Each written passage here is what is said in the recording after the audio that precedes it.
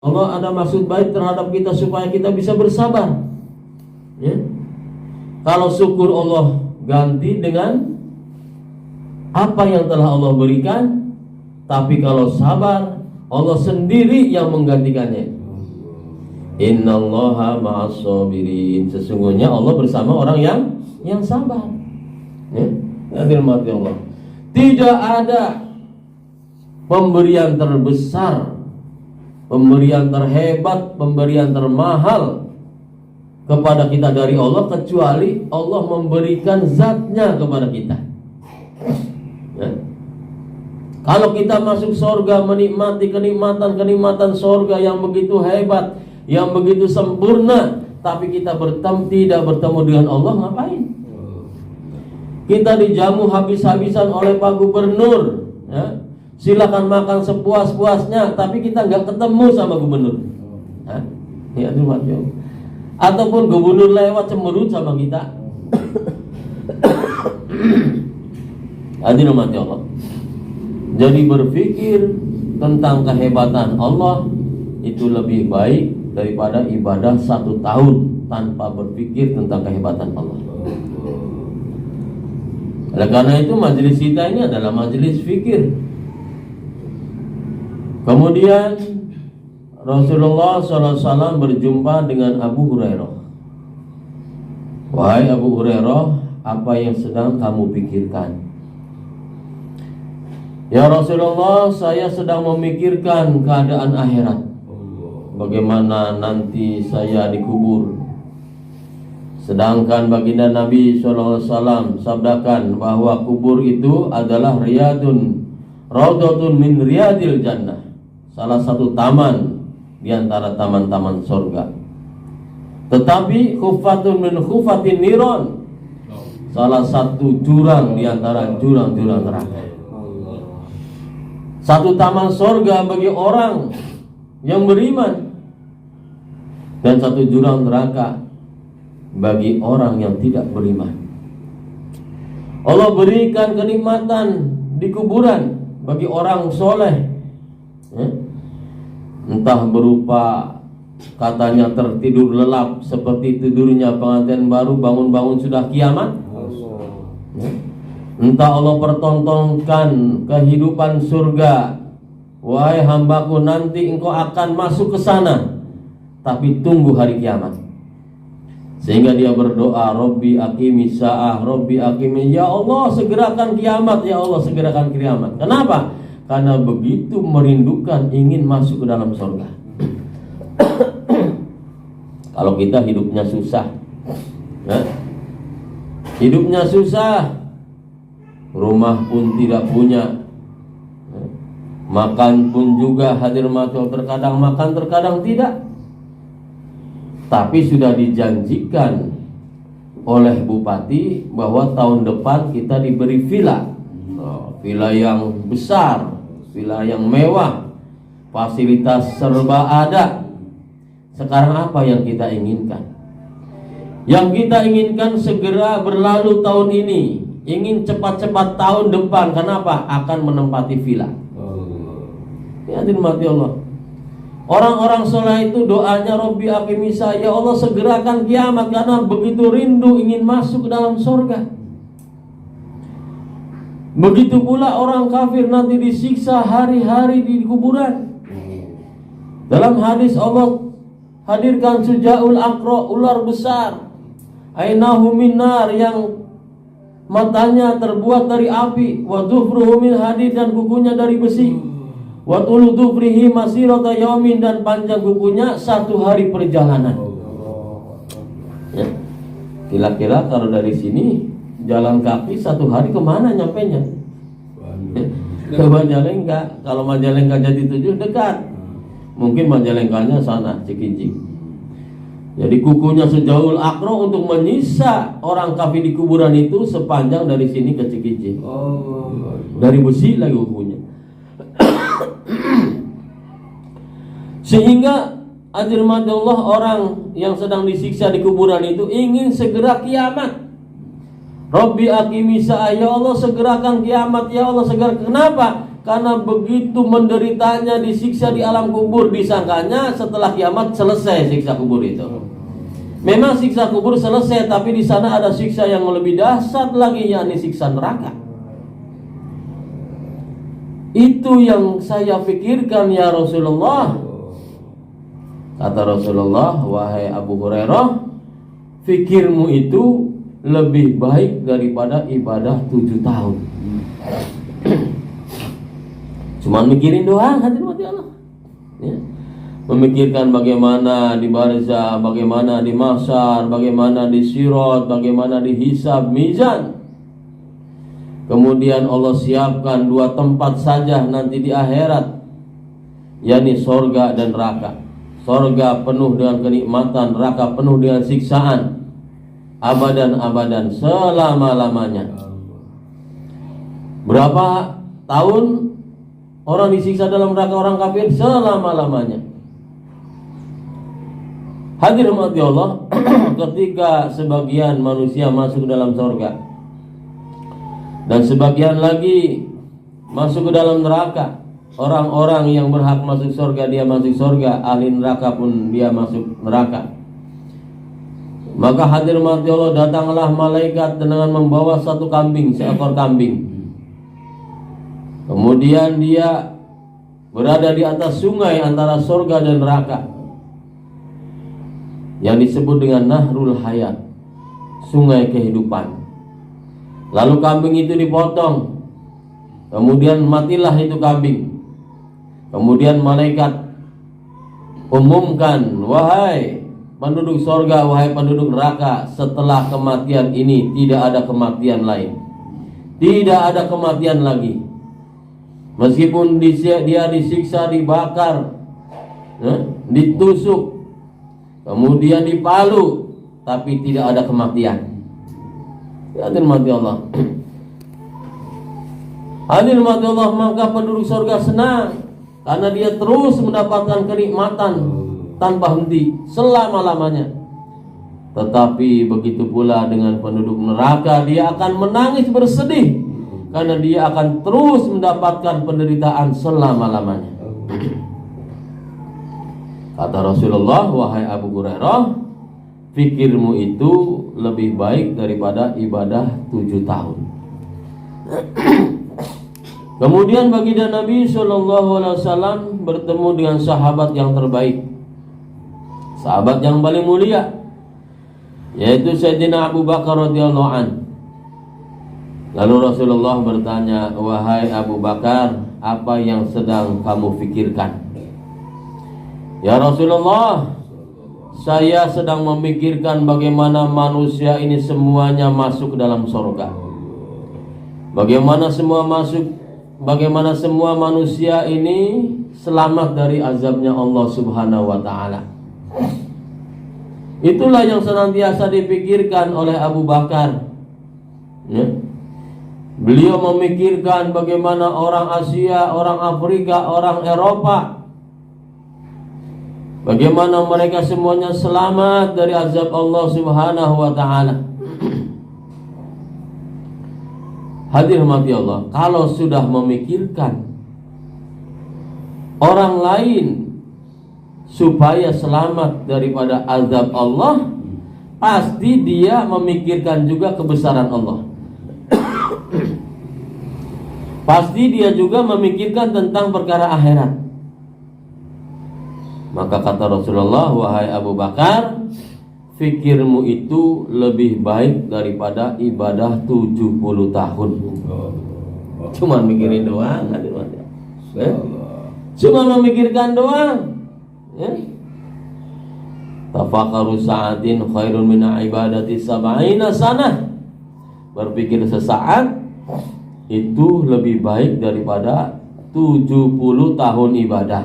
Nah, itu berpikir bagaimana ini umat semuanya masuk ke dalam surga. Bukan mikirin nanti besok makan apa, bukan mikirin bagaimana bisnis apa, bukan. Tetapi memikirkan bagaimana kehebatan Allah, bagaimana perkara akhirat, dan bagaimana sebuah umat masuk ke dalam surga. Itu baru memikirkan saja hadirin, baru memikirkan saja. Apalagi kita buat usaha agar supaya manusia selamat dari azab akhirat. Baru memikirkan saja begitu hebat hadirin mati Allah, apalagi kita buat usaha bagaimana umat ini selamat dari azab akhirat. Hadirin yang dirahmati Allah, agama ini diturunkan kepada manusia. Agama sebelumnya Allah tawarkan kepada langit, bumi dan gunung-gunung, tapi mereka menolak. Inna aradna al-amanata 'ala as-samawati wal ardi wal jibal fa abaina ay yahmilnaha wa asfaqna minha wa hamalaha al-insan. Sesungguhnya kami pernah tawarkan ini agama kepada langit, bumi dan gunung-gunung, tetapi mereka menolak. Wa asfaqna minha, karena mereka takut, khawatir tidak mampu menjalankan amanah agama.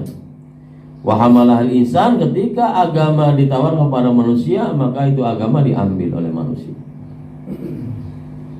Agama ini adalah perkara yang mahal, agama ini perkara yang mulia. Benda-benda yang hina pun ada hubungan agama dengan agama, maka akan menjadi mulia. Ad-dunya mal'unatun, dunia ini dilaknat oleh Allah, tidak ada harganya. Lau anna dunya misla janahi ba'udah ma asqatul kafira qasan minal ma. Seandainya dunia ini harganya seperti sayap nyamuk saja, ma asqatul kafira qasan minal ma, kata Allah, aku tidak akan kasih minum orang kafir meskipun setetes air. Karena dunia ini tidak berharga, maka silahkan nikmati dengan sepuas-puasnya, wahai orang-orang kafir. Ketika Allah ciptakan dunia, Allah tidak pandang. Kemudian nanti di akhirat, ketika semua makhluknya dikumpulkan oleh Allah Subhanahu wa Ta'ala dan Allah pandang satu persatu dan Allah tanya, tetapi kepada dunia Allah tidak sudi lagi memandangnya.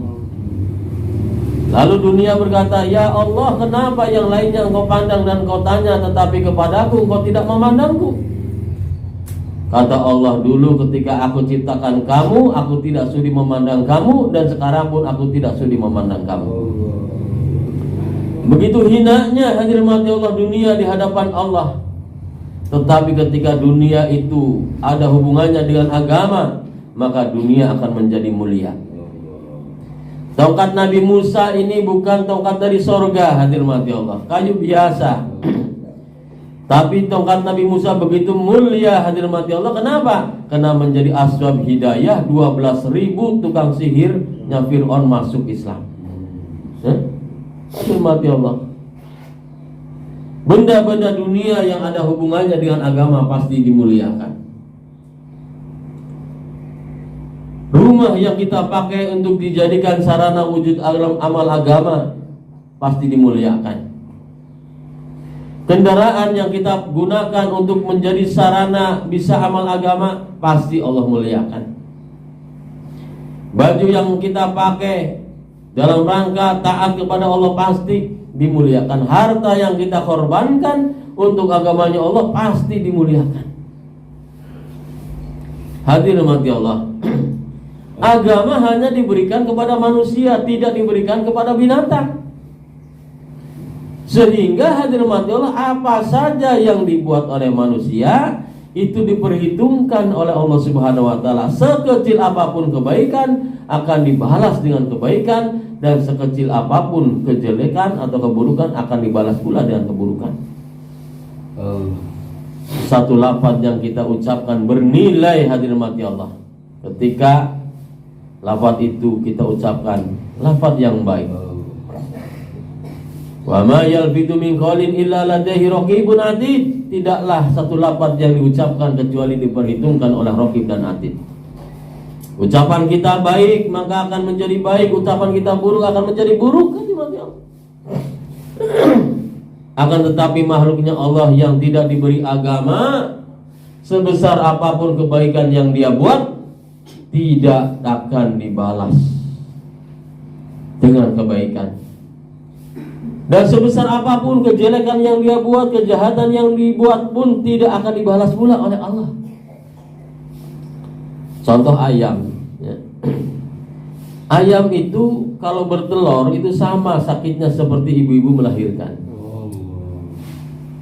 Saya pernah punya ayam petelur itu.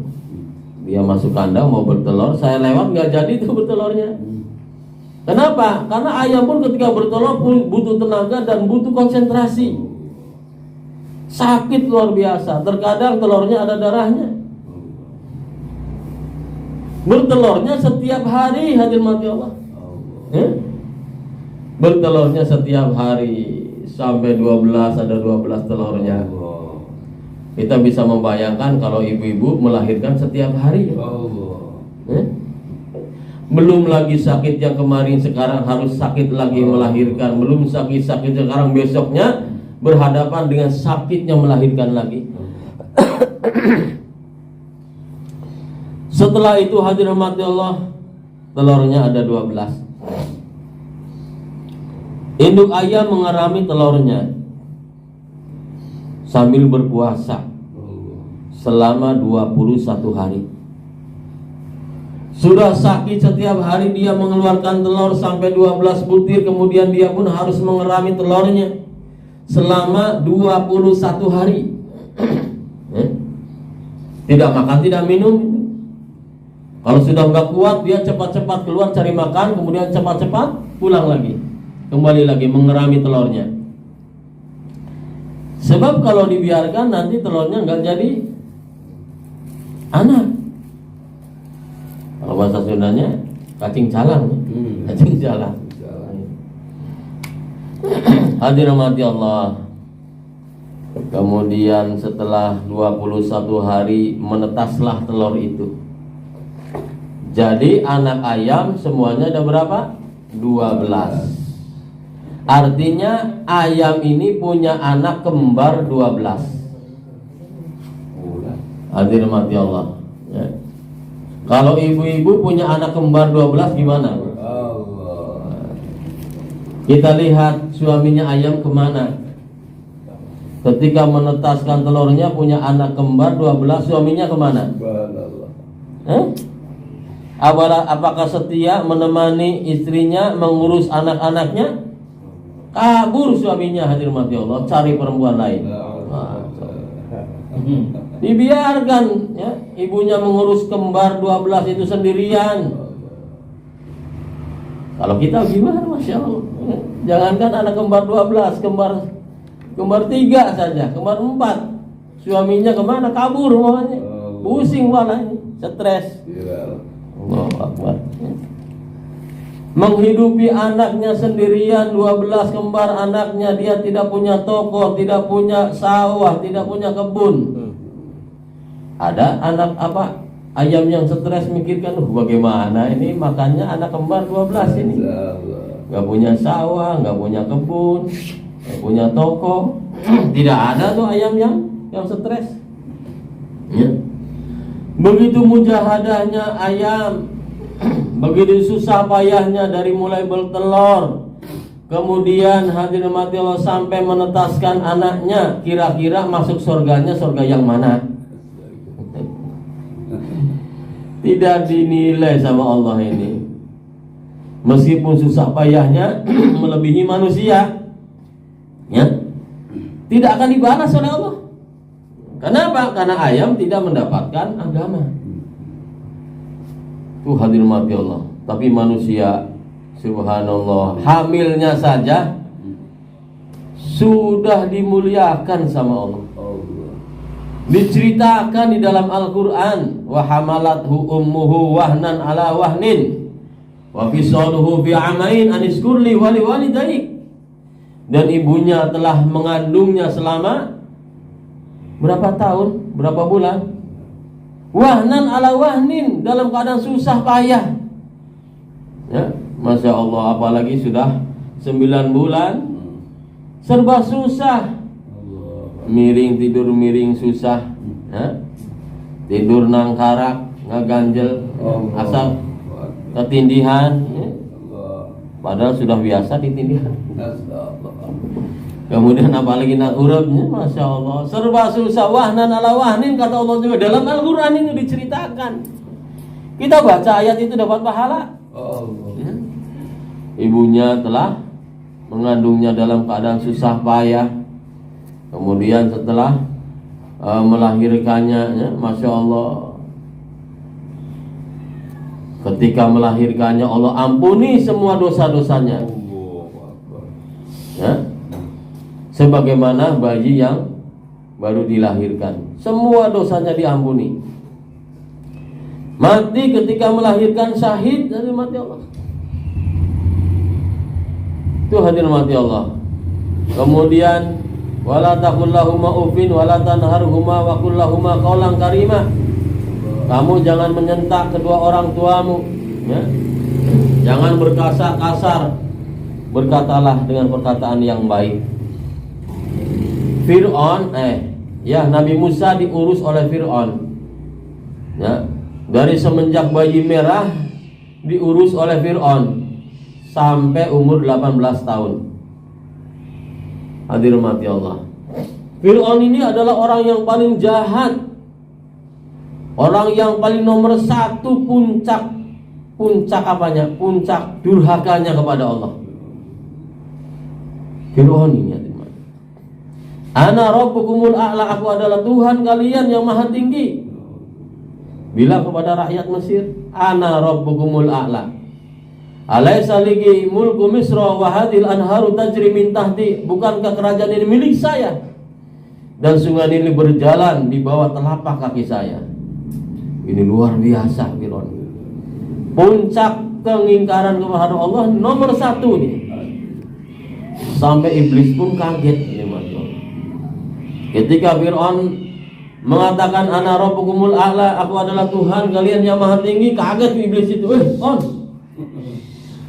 Kamu ini apa-apaan, ya, mengaku Tuhan?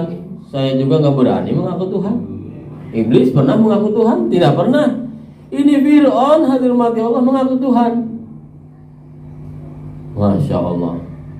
Tapi hadir mati Allah, ketika Nabi Musa lari dari Mesir menuju Madian, kemudian berguru kepada Nabi Syuaib, lalu setelah 10 tahun di sana, kemudian diperintahkan Nabi Musa diangkat menjadi seorang nabi untuk mendakwahi Fir'aun.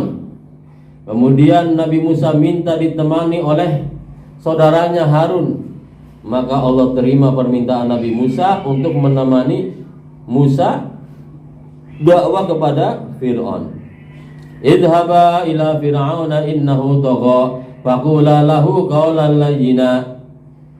Hai Musa, Harun, kamu datangi Fir'aun, ajak dia taat kepadaku, faqula lahu qawlan layyina, tapi ngomongnya jangan kasar-kasar. Harus lemah lembut. Padahal Fir'aun ini nomor satu hadir mati Allah, ingkar pada Allah. Orang nomor satu yang paling jahat. Tapi Allah memperingatkan kepada Nabi Musa, kamu ajak dia dengan lemah lembut. Bagaimanapun dia jahatnya, dia punya jasa kepadamu, telah mengurus kamu dari kecil. Hadirin mati Allah, apalagi kita kepada orang tua. Ya? Itu di antara anak ayam yang 12 ada yang jantan. Ada yang jantan. Ini hadirin mati Allah, yang namanya cinta, yang namanya suka, ini adalah nafsu yang Allah berikan kepada manusia dan hewan. Kalau kita suka pada lawan jenis, hewan pun juga diberi rasa suka pada lawan jenis. Itu hadirin mati Allah, anaknya yang jantan tumbuh menjadi dewasa, dia suka pada lawan jenis. Tapi sayang, yang dia sukai adalah ibunya sendiri. Ibunya lewat, diketrekin sama anaknya. Halo say. Kata ibunya, saya apaan? Kamu anak saya ini ibu kamu. Kata anaknya, ibu-ibu apaan? Gua smackdown lu. Dikejar hadirin mati Allah karena ibunya diperkosa. Ada anak memperkosa ibunya, Allah marah tidak? Ini anak ayam memperkosa ibunya. Ibunya juga ayam juga sama. Hare-hare we di jalan, ya. Ayo we diperkosa, ucing lewat hare-hare. Ayam kodok lewat hare-hare. Itu hadirin mati Allah. Allah tidak marah. Sejahat apapun binatang dia buat, sampai ibunya sendiri diperkosa, Allah tidak marah. Kenapa? Karena binatang tidak mendapatkan amanah agama. Di Bandung saya pernah membahas ini di salah satu majelis. Kemudian ada jamaah yang tanya, Ustadz, tadi Ustadz bilang ya, kalau hewan itu tidak mendapatkan agama, kebaikan apapun yang dia buat tidak akan dinilai, tidak akan dibalas. Begitu pula kejahatan apapun tidak akan dibalas. Ya. Saya katakan, seekor burung beo dia bisa pandai mengucapkan la ilaha illallah, la ilaha illallah. Coba kita latih burung beo, dia bisa tuh la ilaha illallah.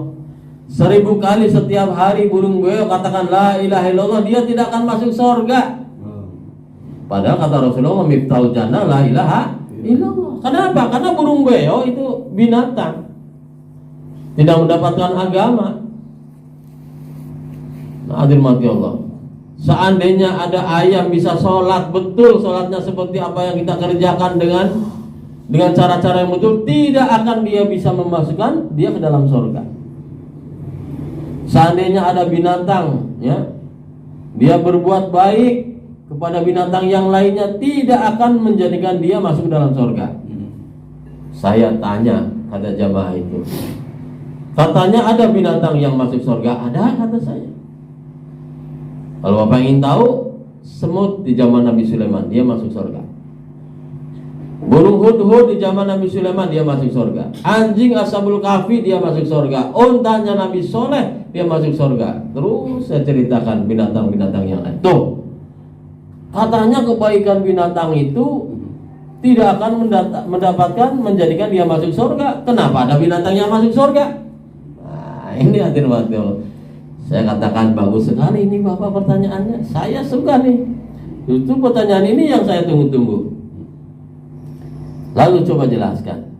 Hadir rahmati Allah. Suatu hari ketika Nabi Sulaiman mengumpulkan tentaranya, dan termasuk daripada semua binatang pun dikumpulkan, pasukan jin pun dikumpulkan, wa tafaqadat thair, dan Nabi Sulaiman memeriksa pasukan burung. Qala ma liya la aral hudhud. Aku tidak melihat hudhud, kata Nabi Sulaiman. Kemana dia? Kalau dia datang, saya akan sembelih dia. Kalau tidak membawa alasan yang jelas. Fa makasa ghairu ba'id. Tidak lama kemudian burung hudhud itu datang. Qala ahadtu bima lam tuhit bihi. Wahai Nabi Allah, aku melihat apa yang belum kamu lihat. Ada apa? Kamu melihat apa wahai hudhud? Aku melihat ada satu kerajaan besar, negeri yang subur makmur, ya, kemudian dipimpin oleh seorang ratu, tetapi sayang mereka tidak menyembah Allah. Loh, dirmati Allah. Oh begitu. Ya, idhab bi kitabi hada. Kalau demikian, kamu silakan datang ke sana, bawa surat saya. Kemudian lemparkan ke atas sang ratu itu. Maka hudhud membawa surat Nabi Sulaiman. Kemudian dia hinggap di atas, pas di atas istana, kemudian di bawahnya lagi ada ratu, namanya Ratu Balqis. Kemudian dijatuhkan surat itu, diambil oleh Ratu Balqis, dibuka, isinya apa? Innahu min Sulaiman wa innahu bismillahirrahmanirrahim ala ta'lu alayya wa atuni muslimin. Sesungguhnya ini surat dari Sulaiman. Bismillahirrahmanirrahim. Wahai ratu, kamu jangan sombong kepada saya. Allah ta'lu alayya wa atuni muslimin. Datang kamu bersama pasukan kamu kepada saya dan masuk Islam. Singkat cerita, Ratu Balqis bersama seluruh para penggawanya, para pengikutnya mendatangi Nabi Sulaiman, kemudian masuk Islam. Jadi masuk Islamlah juga seluruh negeri Sabah pada saat itu. Jadi masuk Islamnya Ratu Balqis bersama seluruh pasukannya. Asbab fikirnya burung hudhud. Itu asbab fikirnya, bukan asbab ibadahnya. Ya. Asbab fikir burung hudhud itu memikirkan bagaimana negeri Sabah penduduknya masuk Islam, masuk ke dalam surganya Allah. Itu sangat berharga sekali. Dan yang masuk surga itu burung hudhud itu saja. Padahal pada saat itu burung hudhud yang lainnya pun banyak juga. Jadi bukan karena ibadahnya burung hudhud, tapi karena fikirnya. Ya dimati Allah. Itu yang dinilai oleh Allah Subhanahu wa taala. Hatta idza atau ala wadi naml qalat namlatu ya ayyuhan namlu dkhulu masakinakum la yahtimannakum Sulaiman wa junuduhu wa hum la yashurun. Ketika Sulaiman bersama tentaranya masuk ke dalam lembah semut, maka ada seekor semut yang mengatakan, ya ayyuhan namlu dkhulu masakinakum, wahai para semut-semut, masuklah ke dalam sarang-sarang kalian supaya kalian tidak diinjak oleh tentara Sulaiman, supaya kalian tidak diinjak oleh Sulaiman dan tentaranya. Wahum la yasurun, karena mereka tidak tahu ada kalian di sini. Itu hadirin mati Allah, semut itu dimasukkan ke dalam sorga hanya seekor semut itu saja. Padahal pada waktu itu semut yang lainnya pun banyak. Bukan karena ibadahnya semut, tapi karena pikirnya semut, bagaimana ini saudara-saudaranya selamat dari kebinasaan. Bukan karena ibadahnya semut. Karena pikirnya semut, memikirkan supaya saudaranya selamat dari kebinasaan. Itu yang Allah nilai. Satu lagi di dalam surat Al-Kahfi. Di zaman dahulu, zaman Dakyanus, dia mengiklankan sebagai raja, mengiklankan bahwasannya dia adalah turunan dewa. Kemudian dia bikin patung di pusat-pusat kota dan perintahkan kepada rakyatnya untuk menyembah patung tersebut. Pada saat itu hadirin mati Allah, yang berlaku adalah syariat Nabi Isa. Jadi ketika ketahuan ada pengikut Nabi Isa, kemudian dia ditangkap, dia diadili, kemudian dihukum mati. Hukumannya apa? Dia digantung hidup-hidup dan dibakar hidup-hidup. Kemudian mayatnya dibiarkan saja sampai habis dimakan oleh burung. Itulah hukuman daripada pengikut Nabi Isa kalau ketahuan. Ternyata di antara pengikut Nabi Isa itu ada menantunya sendiri, namanya Tamlikho. Kemudian menantunya mengumpulkan teman-teman dekatnya, bermusyawarah, bagaimana ini kalau kita tetap saja tinggal di sini, kita pun akan ketahuan juga, kemudian kita akan dihukum, dibakar hidup-hidup. Bermusyawarah, akhirnya bagaimana kalau kita keluar saja dari negeri ini. Baik kalau begitu. Nah hadirin mati Allah, maka berangkatlah sore hari, berangkat terus saja berjalan. Di pagi hari ya, pagi hari berangkat, berjalan terus sampai saat malam berjalan. Kemudian tibalah matahari muncul, fajar menyingsing. Kemudian usul daripada pemuda pada saat itu, kalau kita lanjutkan perjalanan nanti kita pun akan ketahuan. Lalu bagaimana usulnya? Kita sembunyi saja dulu ya, menunggu malam datang lagi, kita lanjutkan perjalanan. Oh baik. Ternyata di situ ada gua ya. Masuklah ke dalam gua. Hadirin mati Allah, ketika para tujuh pemuda ini, innahum fityatun amanu birabbi wazidnahum huda. Mereka adalah pemuda-pemuda yang beriman kepada Tuhannya, wazidnahum huda kata Allah, dan aku tambahkan petunjuk kepada mereka. Itu ketika melewati di situ ada seekor anjing. Nah, anjing juga binatang cerdas ini. Kata anjing, nah ini orang-orang baik, ini harus saya kawal. Ya, harus saya kawal. Nah, biar nanti ada bahaya yang datang, biar saya hadapi. Terus saja di belakangnya itu ada seekor anjing yang mengikuti pemuda-pemuda tadi, yang disebut dengan Ashabul Kahfi. Ketika masuk ke dalam gua, maka anjing itu di depan gua jadi hirosah. Wa qalbuhum basitun dhira'ihi bil wasid, dan anjingnya menjulurkan kedua kaki depannya di depan gua, menjadi hirosah, menjaga. Ini dalam Al-Quran. Kita bilang anjing sambil membaca ayat itu wa kalbuhum, dan anjing mereka dapat pahala. Ya. Berbeda kalau kita bilang anjing kepada orang sesama muslim. Dalam surah Mutawaffik itu disebut murtad qauli. Ya. Murtad itu. Hati-hati anjing. Nah, itu bisa murtad. Kalau yang disebut anjingnya itu ada orang beriman. Nah, ya di Bandung ada jurusan lebih panjang soreang. Ya, supirnya anjing, keneknya anjing juga. Mudir, jing, ada penumpang jing, kata supirnya. Lalu turun keneknya, tengok-tengok, oh anjing. Ternyata kenek dan supirnya anjing semua. Itu bisa murtad itu, yang dalam murtad qauli namanya. Tapi kita bilang anjing, dengan membaca ayat itu wa qalbuhum dapat pahala. Subhanallah. Anjing ashabul kahfi itu masuk surga karena pikir menyelamatkan orang-orang beriman. Bukan karena ibadahnya, bukan. Dan yang masuk surga itu anjing itu saja, padahal pada saat itu anjing yang lainnya pun banyak. Ya. Kenapa? Karena cuma anjing itu saja yang punya pikir, ini orang-orang beriman harus saya kawal. Ini hadir mati Allah, ini luar biasa. Ya. Memikirkan agama Allah itu hadir mati lebih hebat daripada ibadah 70 tahun, apalagi berusaha agar supaya manusia ini selamat dari azabnya Allah. Ya, binatang yang tidak dapat agama pun ada usaha untuk menyelamatkan agama, Allah masukkan ke dalam surga. Jadi ibadahnya binatang tidak akan diterima, tidak akan diberi pahala, juga kejahatan binatang tidak akan diberikan siksa. Tapi fikirnya binatang untuk agama, pikir bagaimana menyelamatkan saudaranya selamat dari kebinasaan, Allah berikan kemuliaan, masukkan ke dalam surga. Mudah-mudahan Allah Subhanahu wa taala berikan kepahaman. Subhanallah bihamdihi, subhanallah bihamdika, asyhadu an la ilaha illa anta, astaghfiruka wa atubu ilaik.